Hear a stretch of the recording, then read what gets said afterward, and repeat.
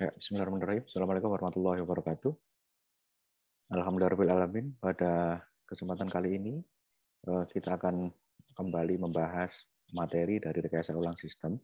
Dan di kali ini kita akan masuk ke map of reengineering pattern. Sebenarnya melanjutkan dari yang bagian kemarin ya. Dan yang di hari ini nanti masuk ke step 4. Kita ingat kemarin kan kita masuk ke 3 step ya, dan sekarang masuk ke step keempat, detailed model capture. Nah, sebagai review, kemarin kita sudah membahas setting direction, kemudian first contact, kemudian initial understanding. Ini di sini adalah diagram atau peta reengineering pattern, peta pola dari reengineering. Oke. Nah, 4 langkah awal itu sebenarnya prosesnya adalah proses reverse engineering. Langkah selanjutnya sampai terakhir itu proses re-engineering ya. Kita kemarin sudah pelajari materi-materi mengenai reverse engineering, re-engineering, ya, forward engineering, begitu ya. Jadi di materi hari ini merupakan materi terakhir dari submateri reverse engineering, ya. Kita akan bahas yang pertama adalah detailed model capture. Ya, seperti yang di judul ini ya, step 4 detail model capture. Adapun materi pembahasan di pertemuan kali ini yang pertama ada detail model capture, ada overview dan juga ada forces atau tantangan-tantangannya. Kemudian yang kedua materi utamanya adalah pattern on detailed model capture. Jadi ada patternnya seperti yang materi kemarin kita sudah pelajari ya. Jadi ada gambarnya atau ada polanya. Nanti akan kita pelajari satu persatu ya, pembahasan dalam detail pola tersebut. Oke, kita akan masuk langsung ke materi ya, forces on detail model capture. Jadi tantangan-tantangan yang ada dalam detail model capture. Yang pertama detail matter. Details itu sangat berpengaruh dalam keberhasilan atau kegagalan proses evolusi atau reengineering. Proses reengineering tepatnya ya. Kemudian desain remain implicit. Desain itu nggak selalu kelihatan jelas gitu ya. Nah, nanti ketika Anda pelajari, Anda sudah punya pandangan, pastikan Anda buat jelas. Artinya apa? Anda kasih komentar-komentar di situ gitu ya, supaya dia itu sekali lihat Anda nanti bisa langsung paham, oh kalau yang ini nih fungsinya atau alurnya itu seperti catatan saya ini gitu ya. Nah, kemudian yang ketiga desain does evolve. Jadi desain itu bisa berevolusi. Ada masalah yang bisa tercermin dari perubahan-perubahan desain satu sistem ke perubahan sistem yang selanjutnya itu bisa kita lihat masalah yang muncul gitu ya dari hal tersebut. Kemudian static structure versus dynamic behavior. Nah, sebenarnya kalau kita lihat kode saja itu biasanya kalau misalnya kita buat kelas diagram gitu saja ya, itu bisa menggambarkan static structure-nya. Tapi dynamic behavior-nya itu kita belum bisa perhatikan kecuali sampai kita runtime-nya atau kita eksekusi, kita lihat di runtime-nya gitu ya. Oke. Nah, overview. Pola-pola yang kemarin kita lakukan, ada first contact, ada initial understanding, sebenarnya langkah untuk membangun, untuk mengantarkan ke pola yang sekarang ini, atau pola yang keempat. Ya. Nah, pola yang keempat ini, detail model capture, ini memerlukan pengetahuan yang lebih teknis. Ya, jadi kita nanti akan ya lebih familiar ya dengan komen itu yang kita sudah dari semester awal sudah kalau kita kasih programnya buat apa kan kita kasih komen gitu ya. Kita nanti akan melihat ulang gitu ya. Oke.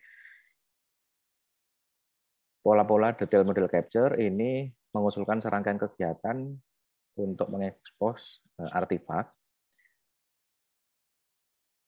Nah, terus kemudian mencatat ya. Jadi mencatatnya ke kode tersebut. Nah, di sini ada pattern of detailed model capture. Ada yang pertama tie code and question, tepatnya di sini ya, tie code and question. Melacak komentar dengan cara langsung anotasi kode sumber. Jadi setelah Anda pelajari di 3 fase pertama kemarin, Anda tahu, Anda langsung tulis komennya di kode, ya, di source code, langsung dikasih anotasi. Kemudian refactor to understand. Ya, ada cara selanjutnya atau pola selanjutnya. Anda melakukan refactor kecil-kecilan, ya. Baik itu merename metodenya, merename kelasnya, gitu ya, supaya nanti bisa lebih mudah Anda pahami, gitu ya. Kemudian step through the execution, ya, untuk mempelajari objek yang diinstansiasi saat runtime dan bagaimana interaksi objek tersebut, gitu ya. Jadi menimbang tadi kita nggak hanya static structure saja ya, tapi juga dynamic behavior-nya. Kemudian look for the contract. Ya, jadi look for the contract, hubungan client supplier mana saja yang ada. Client supplier itu artinya kelas dan kelas yang lain yang meminta layanan ke kelas tersebut, gitu ya. Hubungannya mana saja, ya, yang hubungan client supplier tersebut. Kemudian learn from the past, membandingkan versi yang berbeda dari source code. Jadi ada source code yang versi lama, ada yang versi yang lebih baru. Nanti kita akan bandingkan. Nah, kita sekarang akan masuk di sub pembahasan yang pertama, tie code and question. Ya. Oke. Posisinya ada di pojok, ya, paling atas, tie code and question. Ini tujuannya adalah untuk ketika Anda mau keep track of your understanding, maka Anda perlu tie code and question, perlu mencatat apa yang sudah Anda paham, ya.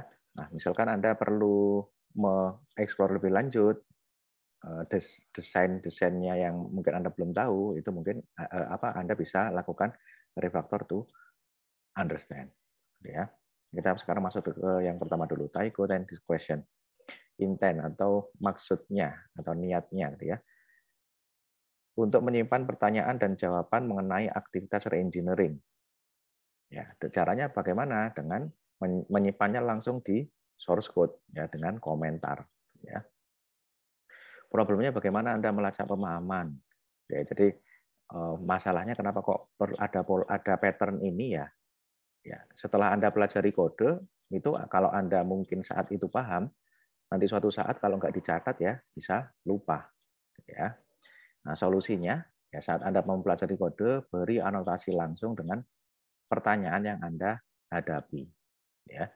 Prinsipnya ada 2 cara untuk membuat anotasi kode. Ini yang sudah teknik agak lama, ya. Pasti barangkali mungkin kalau yang sekarang caranya bisa sangat banyak, ya. Jadi comment based annotation. Jadi ya seperti Anda memberi komentar biasa dalam source code, gitu ya. Yang kedua adalah method based annotation. Ya, jadi komentarnya itu di method, gitu ya, comment based annotation. Nah, ini kita juga sudah sering pakai, malah bahkan dari pertama belajar pemrograman, gitu ya, komen. Catat hints atau tips-tips atau sarannya, gitu ya, atau kata kunci, gitu ya, bisa disebut seperti itu. Catat anotasi Anda sedekat mungkin dengan kode, ya. Jangan, kalau komen, ya jangan terlalu jauh dengan kode yang dimaksud.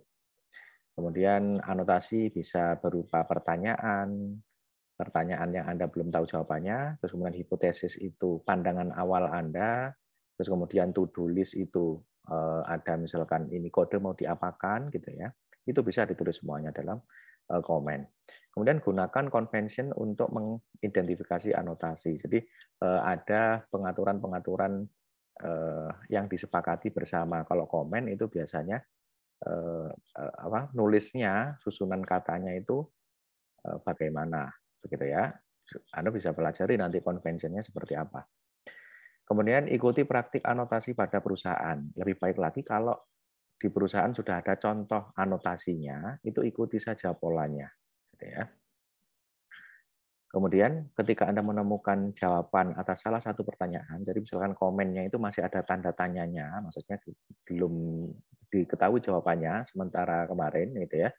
Terus kemudian sekarang Anda sudah tahu jawabannya, langsung di-upgrade. Ya, langsung di-upgrade bentuk yang masih pertanyaan tadi, begitu. Nah, difficulties, kesulitan-kesulitannya menemukan granularity yang tepat antara kriptik atau verbose. Kriptik itu yang seakan-akan kodenya atau tulisannya itu yang paham dengan nulis saja. Jadi pakai simbol-simbol, pakai pakai apa? Ya sandi gitu ya, atau pakai istilah-istilah yang nggak dipahami orang lain kecuali dia gitu ya. Itu namanya kriptik. Dan juga verbose itu terlalu panjang, terlalu memasukkan kata-kata yang ya biasa kita tulis di paragraf atau karangan gitu ya, itu verbose. Jadi yang bagaimana ya di antara keduanya itu tadi seperti mengikuti convention dan seterusnya, sehingga diharapkan nanti komennya bisa singkat dan jelas. Oke, difficulties, kesulitan selanjutnya memotivasi programmer untuk menulis komentar. Ya, programmer ini umumnya ya tidak suka mengikuti komentar karena effort sendiri ya, 2 kali proses kan, pandangannya seperti itu. Kemudian kualitas jawaban. Nah, ketika Anda sudah menemukan jawaban itu ya seperti tadi harus diupdate gitu ya. Terus kemudian jawaban juga kita perlu tanyakan benar atau tidaknya ya. Kita tanyakan ke tim. Kemudian yang terakhir adalah menghilangkan anotasi. Nah, kita kalau mau mendistribusikan kode misalkan ke pelanggan, misalkan kodenya memang mau diberikan ke pelanggan. Nah, itu ya harus baiknya clean code ya, kode bersih. Ya. Ya mungkin menyangkut karena itu ya, kalau misalkan kodenya bersih itu nanti bisa line of code-nya bisa lebih sedikit dan seterusnya. Oke, kemudian yang kedua, langkah yang kedua ini adalah refactor to understand, gitu ya, refactor to understand. Oke, dari ya, refactor to understand ini kita lihat intent atau niatnya. Secara iteratif, refaktor sebagian untuk memvalidasi dan mencerminkan pemahaman Anda. Jadi refaktornya kecil-kecilan, gitu ya, untuk ngetes pemahaman Anda. Ya, bagaimana Anda bisa memahami kode yang samar, ini problemnya. Kalau kodenya penamaannya saja mungkin enggak mencerminkan fungsinya, nah bagaimana itu Anda bisa pahami. Ya, solution ya. Secara iteratif namai ulang dan refaktor kode dengan nama yang bermakna. Jadi dikasih nama sesuai dengan apa, misalkan kelas atau metode atau atribut, itu nanti disesuaikan penamaannya.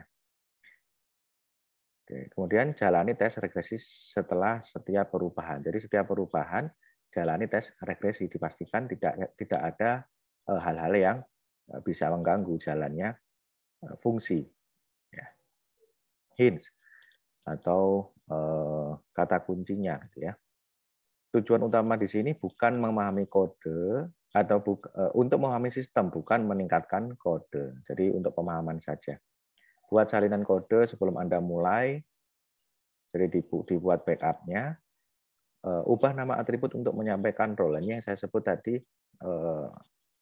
kelas, atribut, dan juga metode itu baiknya mencerminkan hal-hal semacam ini gitu ya. Jadi kalau atribut ini menyampaikan role, ya kita tahu kalau atribut misalkan manusia, atributnya punya umur apa tanggal lahir kan gitu ya.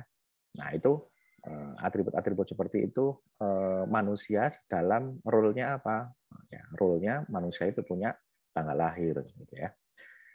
Nanti ada atribut-atribut yang lain ya, kita sudah tahu bersama lah ya. Kalau atribut itu ya dinamai seperti atributnya kelas kan gitu ya. Kemudian ubah nama metode untuk menyampaikan intent. Metode itu memang kita namai untuk mewakili intent atau niat ya. Jadi si metodenya itu niatnya untuk apa kan gitu ya. Niatnya untuk apa gitu ya. Kemudian kelas, ya, ubah nama kelas untuk menyampaikan purpose. Kelas ini kalau kita ingat itu kan dia semacam perwakilan entitas, gitu ya. Jadi satu kelas itu kita mau menggambarkan suatu kelas itu menggambarkan entitas, gitu ya. Jadi kalau misalkan kita ingat, misalkan ada kelas tentang misalkan mahasiswa, gitu kan ya. Nah, itu kan berarti purpose-nya memang kelas tersebut mau mewadahi atribut-atribut semuanya tentang mahasiswa, begitu ya. Oke, itu refactor tuh. Masih ada difficulties, kesulitan-kesulitannya ada tuh support.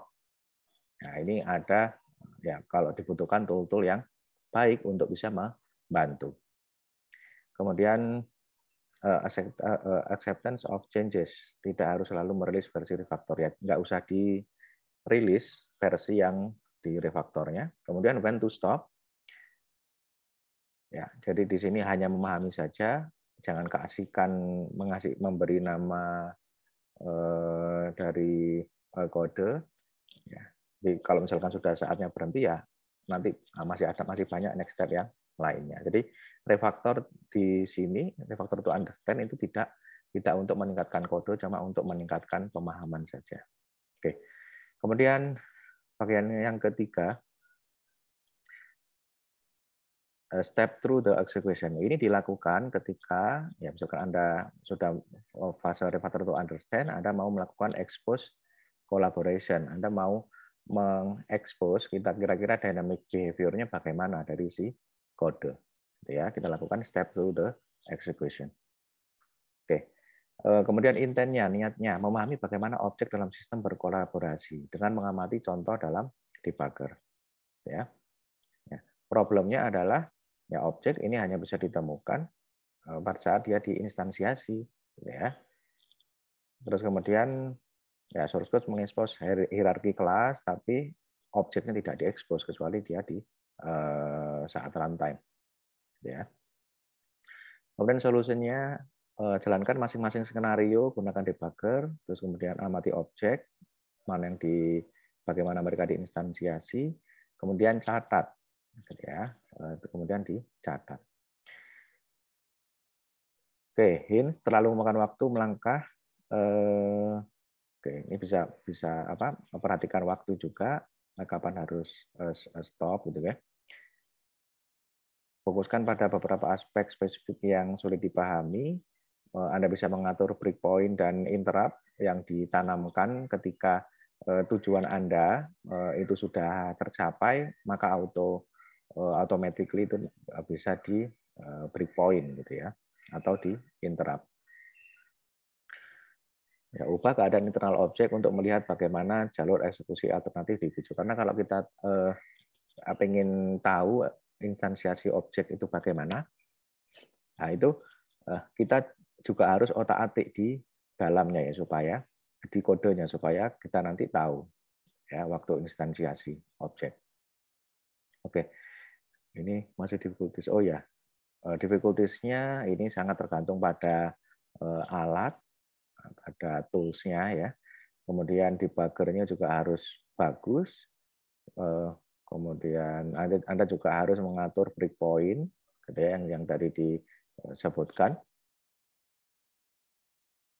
Ya, ya ini untuk menjelajahi instansiasi objek dan perilaku objek tadi di saat runtime. Nah, kemudian di sini dari step through the execution ini ada expose kita mau mengekspos kontrak. Kontrak itu hubungan antara kelas, mana yang klien, mana yang supplier. Supplier mencari apa dari kliennya, klien menyediakan apa dari suppliernya. Jadi ini hubungan antar kelas. Ya, kontraknya bukan kontrak kerja gitu, bukan ya. Jadi kontrak antara kelas, antara dua kelas atau beberapa kelas, yang satunya sebagai supplier, yang satunya sebagai klien, gitu ya. Oke, intentnya, niatnya menyimpulkan penggunaan yang tepat dari kelas interface dengan mempelajari cara klien menggunakannya. Problemnya, bagaimana menentukan kontrak mana yang didukung oleh kelas. Ya, jadi yang provider atau suppliernya mana, terus kemudian yang dia supply atau yang dia provide mana. Ya. Problemnya hubungan dan kontrak hanya tersirat dalam kode, gitu ya. Oke. Jadi tidak sangat jelas terlihat. Solution, carilah idiom pemrograman umum yang mengekspos cara klien memanfaatkan kelas interface. Jadi ada idiom-idiom atau ya biasanya tutorial kalau kita mau menuliskan apa bagaimana kelas klien itu nanti memanfaatkan suatu interface. Memang kata-katanya kan bebas, ya maksudnya sintaksnya itu kan kita mau tulis bagaimana bebas.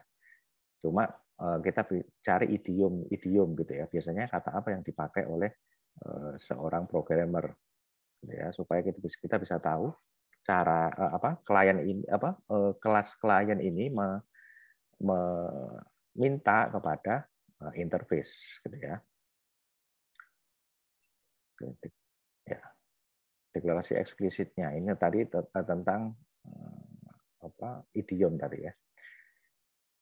Oke, hints atau kata kuncinya, bantuannya gitu ya. Use your tool. Ini kembali lagi pakai tool. Ya, ini bisa dengan tool ini bisa mengidentifikasi kelas-kelas kunci dalam hierarki. Nah, ini misalkan di generate dari kode, di generate jadi dari diagram gitu ya. Dengan plan, misalkan kalau pluginnya Eclipse gitu ya. Nah, ini hints satu ya. Oh ya, look for key method. Ya, cari metode-metode kunci. Ya, kalau metode ya kita bisa tahu bentuknya ya. Bentuknya metode, terus kemudian kata kuncinya dari metode tersebut. Ya, kita bisa cari. Oke. Kemudian metode names dari namanya biasanya itu nanti akan kita tahu gunanya, intennya metode itu apa. Terus kemudian parameter type, parameter yang dilewatkan ke metode tersebut, ya, itu juga diperhatikan, kemungkinan penting. Beda kalau misalkan parameternya cuma number, nah itu nanti kan kita bisa tanda tanya, ini kenapa kok yang dilewatkan number? Ini untuk menghitung apa kan gitu ya, dan semacamnya seperti itu. Kemudian look for constructor calls. Jadi di sini kita cari kelas mana yang memanggil konstruktor kelas yang lain. Dari situ kita bisa tahu oh dua kelas tersebut ini punya hubungan. Ya, dan yang memanggil itu yang berarti umumnya yang dia itu kliennya gitu ya. Oke. Kemudian yang kelima, learn from the past. Kita pelajari dari kode atau versi yang sebelumnya. Niatnya adalah dapatkan wawasan tentang desain dengan membandingkan versi sistem berikutnya, gitu ya. Ya, sistem berikutnya dengan versi yang sebelumnya. Problemnya bagaimana Anda bisa menemukan mengapa sistem dirancang seperti itu. Nah, ini problem-problemnya ya. Bagaimana mempelajari mana sistem yang stabil dan mana yang tidak. Oke. Sebagian besar perubahan ini penambahan fungsi. Nah, fungsi yang lama itu bagaimana? Ya, apa yang terjadi? Oke, solusinya adalah gunakan metrik atau configuration management tool untuk menemukan entitas ya di mana fungsinya itu telah dihapus.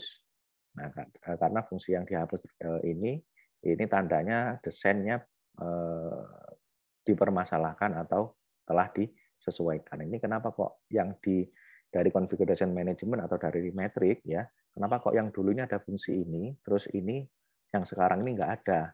Nah, itu bisa kita berangkat untuk ditanyakan. Gitu ya. Jadi kenapa kok desainnya perlu disesuaikan, kenapa kok sistemnya dibuat seperti itu yang sekarang gitu ya. Kemudian cari entitas yang sering berubah. Nah, dari entitas yang sering berubah tersebut itu nggak ada bagian yang tidak stabil. Kembali lagi gunakan metrik atau configuration management tool. Gitu ya. Kemudian hints kata kuncinya gitu ya. Anda pahami bagian mana dari sistem yang telah direfaktor, bagian mana yang stabil, dan bagian mana yang merupakan fokus aktivitas. Ya, kembali lagi dari versi-versi yang sebelumnya kita kita cari bagian-bagian mana yang pernah di refaktor gitu ya. Terus kemudian bagian mana yang stabil ya. Itu kita bisa cari dan tanyakan. Ya, itu tadi pembahasan kita sebagai review. Ya, kita tadi sudah mempelajari pembahasan mengenai detail model capture, overview, dan juga forces-nya. Ya, jadi sebagai overview-nya, detail model capture itu merupakan fase atau tahapan keempat dari reengineering pattern, dan dia ini lebih teknis gitu ya dari yang fase-fase sebelumnya. Tapi dia masih atau pastinya menggunakan masukan-masukan, pengetahuan-pengetahuan dari fase-fase yang sebelumnya. Kemudian forces atau tantangannya, ya desain itu tidak bisa tersurat di dalam kode saja. Yang tersurat itu mungkin static structure-nya saja, tapi dynamic behavior-nya itu kita nggak bisa tahu. Terus kemudian desain itu bisa berevolusi. Kita bisa lihat dari versi-versi yang sebelumnya untuk bisa tahu ada masalah-masalah sistem di mana yang pernah terjadi. Kemudian materi yang kedua adalah pattern on detailed model capture. Jadi pattern di langkah keempat atau step keempat ini apa saja patternnya. Ya, ada kita lihat tadi ada 5 pattern. Oke, demikian. Mudah-mudahan bisa dipahami dan mudah-mudahan juga bisa bermanfaat. Materi kali ini saya akhiri. Assalamualaikum warahmatullahi wabarakatuh.